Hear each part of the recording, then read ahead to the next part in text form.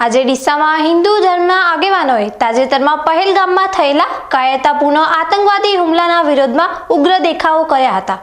ફુવારા સર્કલ નજીક એકત્ર થયેલા આગેવાનોએ પાકિસ્તાનના રાષ્ટ્રીય ધ્વજ અને પાકિસ્તાનના પુતળાનું દહન કરીને ઇસ્લામિક આતંકવાદ અને પાકિસ્તાનને જડબાતોડ જવાબ આપવાની માંગ કરી હતી। પહેલગામમાં નિશસ્ત્ર પ્રવાસીઓની તેમના ધર્મના આધારે ઓળખ કરીને હત્યા કરવામાં આવતા સમગ્ર દેશમાં આક્રોશ જોવા મળી રહ્યો છે। આ જઘન્ય કૃત્યના વિરોધમાં આજે ડીસાના હિન્દુ સમાજના આગેવાનો પણ રસ્તા પર ઉતરી આવ્યા હતા।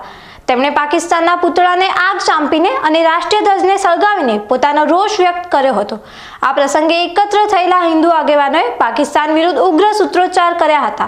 તેમણે કેન્દ્ર સરકારને અપીલ કરી હતી કે દેશના નિર્દોષ પ્રવાસીઓ સાથે થયેલી આ બર્બરતા બદલ આતંકવાદીઓ અને તેમને આશ્રય આપનારા પાકિસ્તાન સામે તાત્કાલિક અને આક્રમક કાર્યવાહી કરવામાં આવે।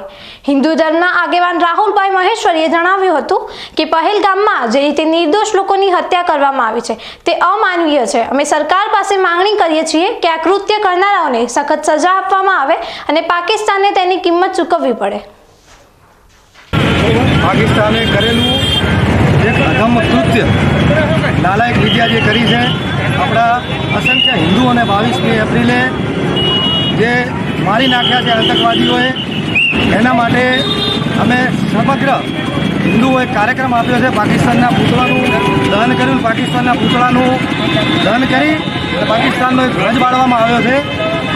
બીજું કે અમે સરકારને પ્રાર્થના કરીએ છીએ, હાથ જોડીને હું નરેન્દ્રભાઈ મોદીને, વડાપ્રધાનને ખૂબ નમ્રતાપૂર્વક એક આજીજી કરું છું કે સાહેબ, હિન્દુઓના વોટ ઉપર આપ આવ્યા છો, મહેરબાની કરીને પાકિસ્તાનનો ખાલસો બોલાવી નાખો, પાકિસ્તાનને મારી નાખો। અમે અમારી કિડનીઓ વેચવા તૈયાર છીએ, અમારા ઘરબાર વેચવા તૈયાર છીએ। મહેરબાની કરો ને પાકિસ્તાનનો ખાત્મો બોલાવી નાખો। એ લોકોએ વીણી વીણીને હિન્દુઓને માર્યા છે। જો તમારાથી ના થાય તો અમે વિધર્મીઓને વીણી વીણીને મારીએ। આ ઘટનાએ ડીસામાં તણાવનું વાતાવરણ સર્જ્યું છે। હિન્દુ આગેવાનોએ શાંતિપૂર્ણ રીતે પોતાનો વિરોધ વ્યક્ત કરીને સરકારને તેમની માંગણીઓ પહોંચાડવાનો પ્રયાસ કર્યો હતો।